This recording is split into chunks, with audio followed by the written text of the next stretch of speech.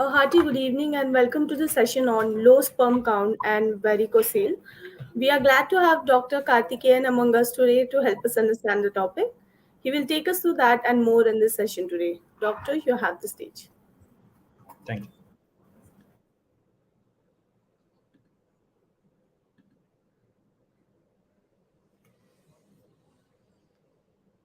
Yeah. Okay. So, good evening, everyone. I'm Dr. Karthikeyan. I'm an andrologist and I'm associated with Apollo Fertility at Annanagar, Chennai. So, andrology is a subject which deals more and more with men, specifically dealing with men's problems like male infertility and male sexual issues. So, this is a specialized field where we give more care to the men, try to correct their problems so that we can aid a natural conception or we can improve the outcomes of whatever fertility treatment are done. This is a relatively newer branch and the awareness about this branch is little less. So we thought that we should give awareness to the people and people should know that such a specialty exists and therefore all our problems which so far there was no enough answer or a correct explanation to your problems can to a certain extent be dealt with in this specialty. So today we are going to talk about low sperm count and varicocele. So I have made some slides only because we need to understand this topic in more detail. So as I told, andrology is actually a subdivision of urology which deals with male fertility, male sexual problems, low testosterone and any other concerns about these things. Now going on, what is about male infertility? Any infertility is defined as inability to conceive despite trying adequately for 1 year. So we know that infertility is a common problem and up to 40% of infertility can be caused by men, not to the thinking that only women can have fertility issues. Men can equally contribute to infertility. And in 20% of the couples, we are able to see both husband and wife have issues. Today's topic, we are going to mainly concentrate on low sperm count and varicocele, which is a cause for low sperm count. So, in male infertility, it can be because of low sperm count, azoospermia, or varicocele. We will have a separate session on azoospermia, which is more specific. Today, we will concentrate on these two conditions. So, what are the more important causes for male infertility with related to the sperm? It can be a sperm motility issue. It can be a hormone-related problem, or sperms can be normal, but the delivery of the sperm is a problem. As we all know, a standard semen analysis report contains three parts. One is the count, one is the speed at which the sperm moves, that is the motility, and the third is the shape of the sperm. Today, in this presentation, we are going to discuss about mainly the count part. Motility, which is the speed at which the sperm moves, and the shape of the sperm, which is the morphology, are also important. But when the production itself is a problem, where the low sperm count problem exists, that can be treated in a different way rather than the motility and the morphology, which can be treated in a different way. So to understand what is low sperm count, we should know what is a normal sperm count.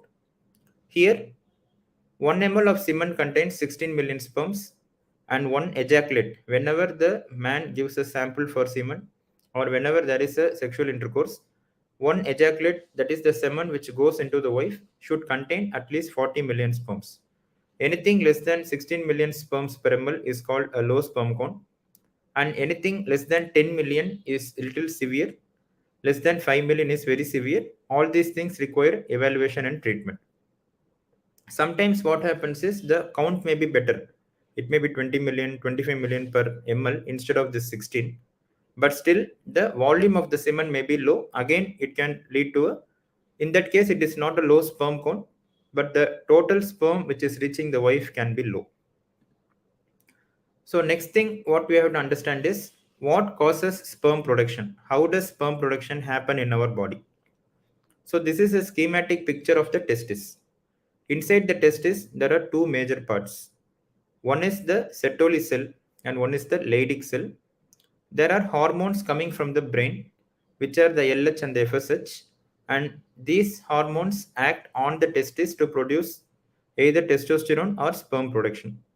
So whenever we go for infertility checkups, after doing semi-analysis, the second step is to do these hormones. So you'll be wondering why the doctor is doing so many tests. So whenever we look at low sperm count, we need to understand whether the problem is in the brain or in the testis. So we do these hormones, the LH, the FSH, and the testosterone. These are the three first level hormones. After this, we can do the estradiol and the prolactin. Again, here we have to note that estradiol is a female hormone and testosterone is a male hormone. In both men and women, both these hormones exists, but in the men, testosterone is more, and in women, estradiol is more.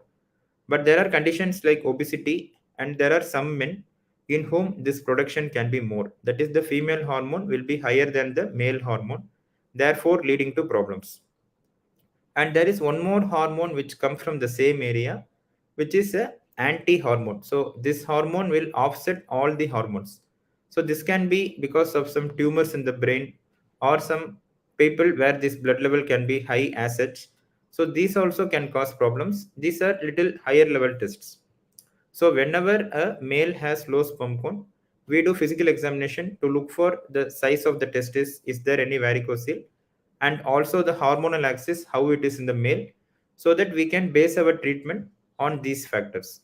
So the LH, the FSH, the testosterone, estradiol, and the in some cases prolactin will be the investigations which we do in a low sperm count. So as I told, low sperm count is less than 16 billion sperms per ml of the semen. In medical terms, it is also called as oligospermia. What are the causes? So as I told, it can be a hormone related issue. The entire tree which I told, if there is a problem there, it can cause problems. Second thing is what I told is varicocele. Varicocele, again, I will come to a greater detail in the end of this presentation. Varicocele is a condition where the blood vessels around the testis are becoming bigger than normal. Therefore, there is a problem around the testis. It may be heat around the testis which is causing this damage. Inherently, men may have small testes. There may be some infections which can cause problems in the sperm count. Earlier exposure to chemicals or toxins can cause a damage. And more importantly, X-ray exposure, radiation therapy, chemotherapy, these all can damage sperm counts. So the treatment for infertility is either a natural conception which can be assisted by the doctor, IUI where we take the sperms and put them into the uterus, and the test tube baby technique. Our aim is, if the person report comes to this level only, that is only a test tube baby is possible, we try to improve it so that they can undergo IUI. If the report is here, we try and see if our treatment can improve them to reach this place. So this is the goal of the low sperm count treatment. If we are not able to improve the category of the patient from here to here, at least we try to improve the sperm quality so that the success happens here and there is no IVF failure. So these are the aims of the treatment. Next, coming to varicocele. So varicocele, as I told, is enlarged veins around the testis. So here we have to understand two things.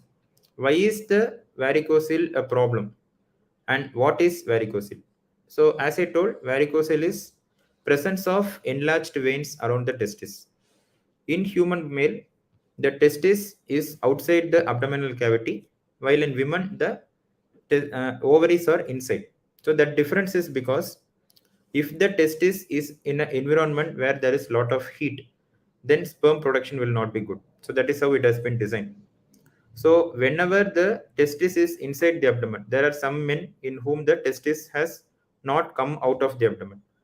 Before birth, in every male, the testis will be inside the abdominal cavity. At the time of birth, they usually come into the scrotum. If it didn't come, it is a problem. If it came, but there is a problem in the veins, again it is a problem because it can cause damage to the testis.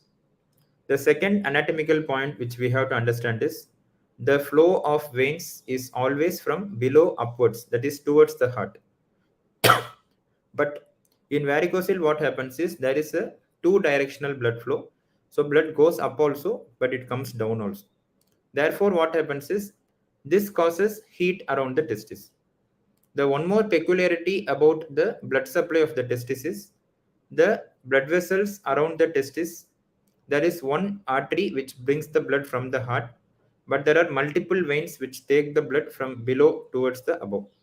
So that forms, there is a single vessel here and there are multiple vessels around, that actually reduces the heat in the testis. So that is the mechanism by which the heat around the testis is reduced. In this problem, what happens is, since the blood is going up and coming down, it actually causes heat around the testis. So blood is not flowing, and therefore the testis becomes small. There is problem inside the testis, and therefore the sperm quality is not good. So this is how a varicocele causes problem. Again, a very important thing: anybody with a varicocele doesn't require surgery. Only varicocele causing a low sperm count or a sperm abnormality or infertility is important to treat. So here I have pictorially represented what I am trying to tell. So this is the testis and this is the tube which carries the sperms. This is called the vas deferens.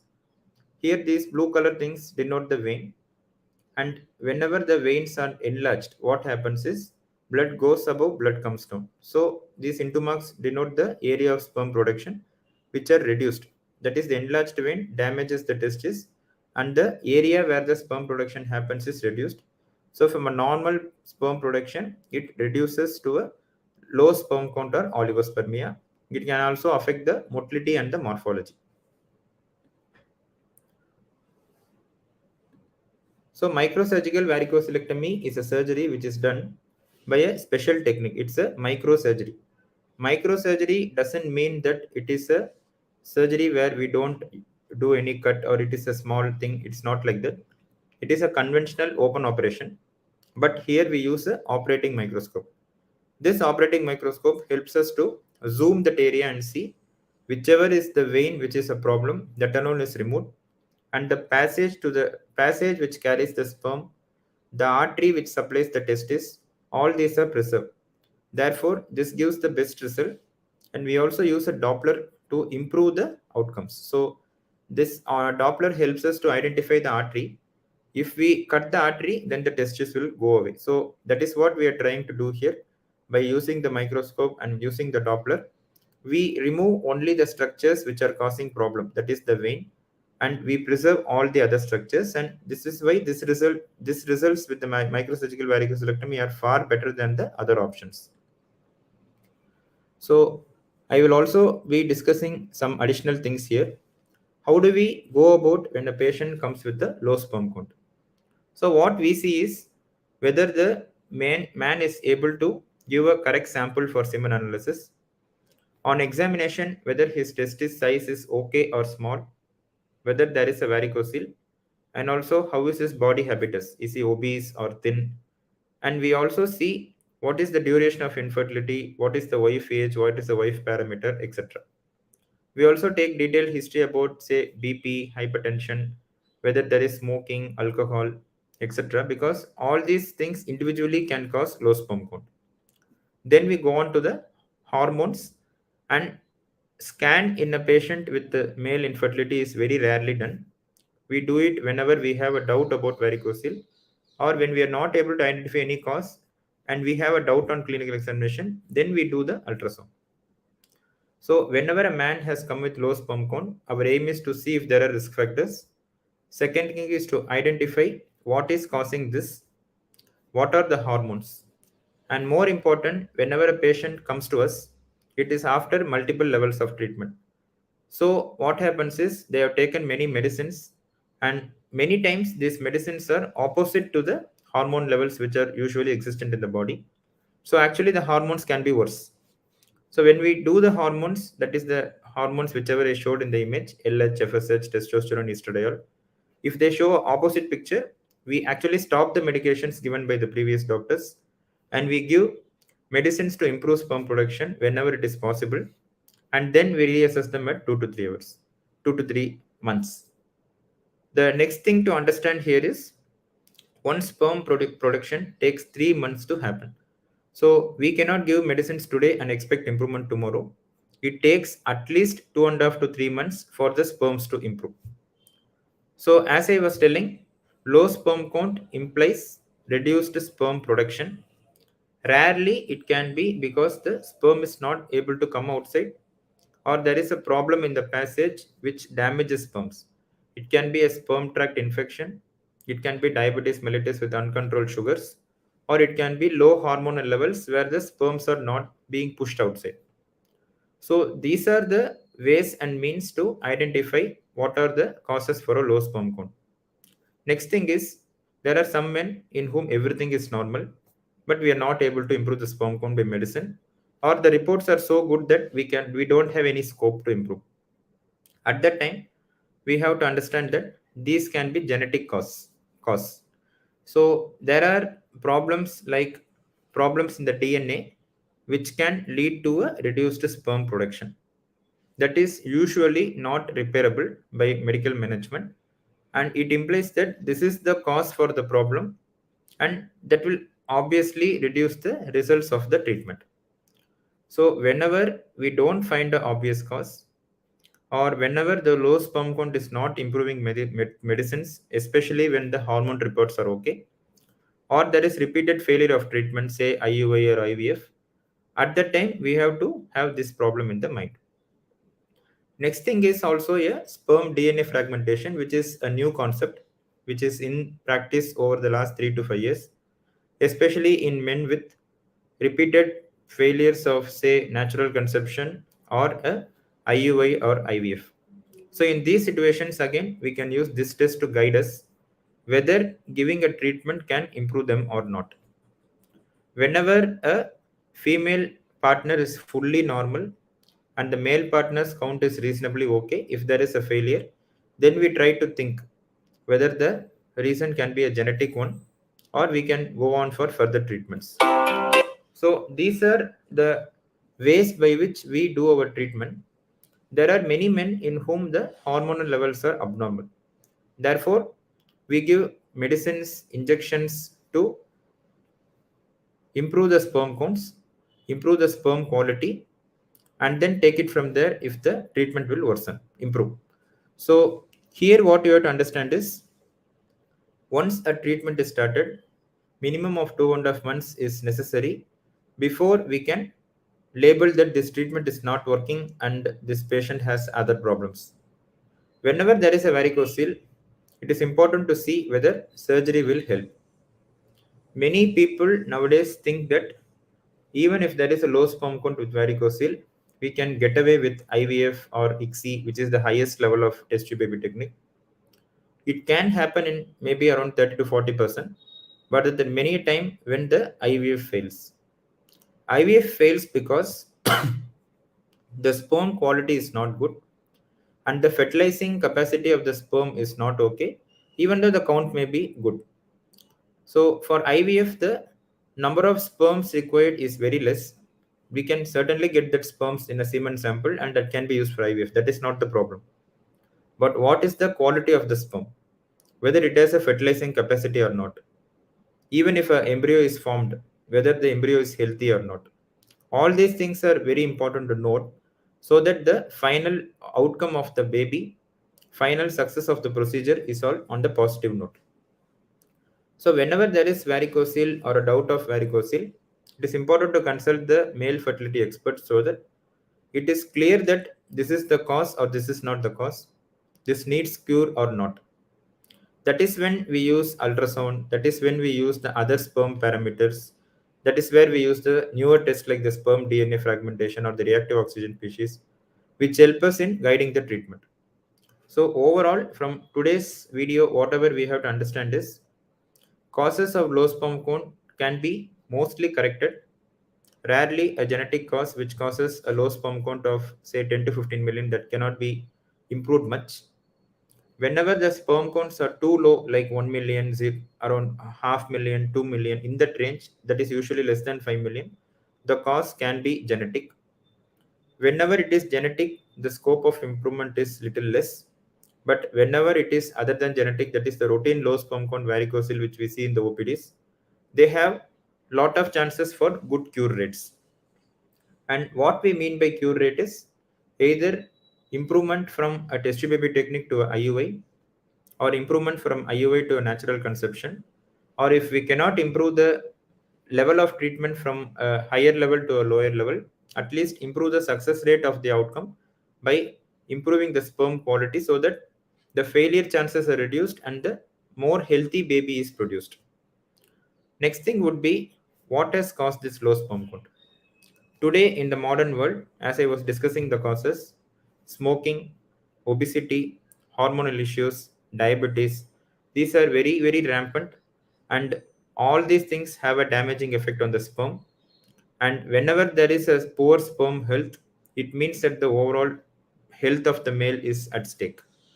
So even getting away with IVF, having babies by IVF is one solution whenever the duration of infertility is prolonged and all those things, or when there is a female factor. There are multiple reasons why IVF is chosen. But be sure that once you have a low sperm count, contact a male fertility expert so that you know that your health is okay, what can be done to improve it, so that it affects the overall health, future pregnancies, future sperm health. All these things are important. And one more thing is, all these problems can also lead to male sexual issues. And whenever there is a infertility plus a sexual issue, again it's important. It is more associated with hormones. More that diabetes can be a cause. It can be due to some previous problems like say radiation, etc., obesity, smoking.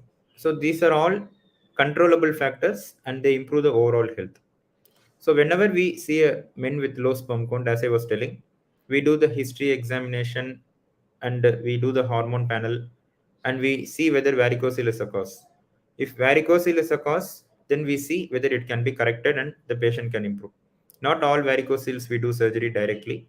We give medical management, we do special tests.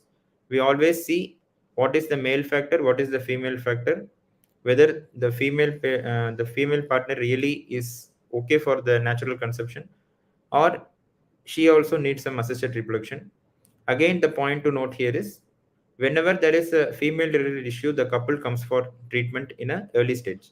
But whenever there is a male factor, it is either not diagnosed, or even if it diagnosed, the man doesn't know where to go or hesitant about the treatment, getting himself exposed to the exterior world. Therefore, the treatment is much delayed. What could have been easily possible, say, at around 32 or 33 years of the man, when he comes at 40 years, the wife's age also is already crossed 35. So that again worsens the outcome. So the main reason for this awareness videos are whenever you have a problem, please consult the doctor quickly so that treatment can be optimized and success can be at a lesser level of treatment and the success also is more. Next thing would be once we have decided that varicocele is the cause, we go ahead and do the surgery and see at 6 months or 3 months what is the outcome. And we decide that next treatment around 6 to 9 months.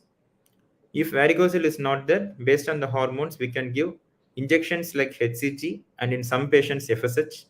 That is the injection which comes from the brain. That is the same hormone is given as injection. Then we also give medicines like anastrozole, clomiphene, and antioxidants.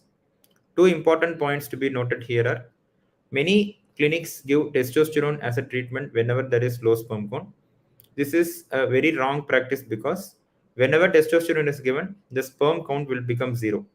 Even if there were good sperms, after taking testosterone, the sperm count becomes zero.